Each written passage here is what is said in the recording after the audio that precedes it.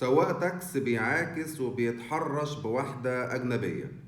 تعال أقول لك إيه اللي حصل. مؤخرا انتشر فيديو لسواق تاكس بيحاول إن هو يتحرش بواحدة أجنبية راكبة معاه التاكس، عن طريق إن هو بيكلمها كلام عن طريق ابلكيشن جوجل ترانسليت، وبيترجم وبيقول لها تعالي معايا البيت، وحاول إن هو يلمسها لكن هي قالت له نو تاتش بزعيق كده.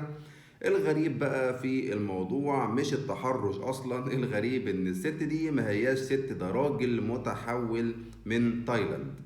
والراجل ده وجروب كده معاه متعودين ان هم يجوا دايما يصوروا فيديوهات في مصر، وده مش اول فيديو ليهم، ده كان في فيديوهات في شرم الشيخ وفي فيديوهات في دهب، والفيديوهات دي بتسيء للعرب والمسلمين، وفي الاخر هو مطلعش ست اصلا.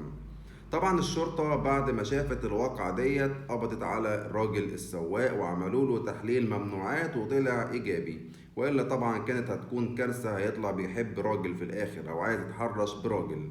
واقعة غريبة جدا، الست ما طلعتش ست والسواق متحرش، وحاجة ما يعلم بيها إلا ربنا.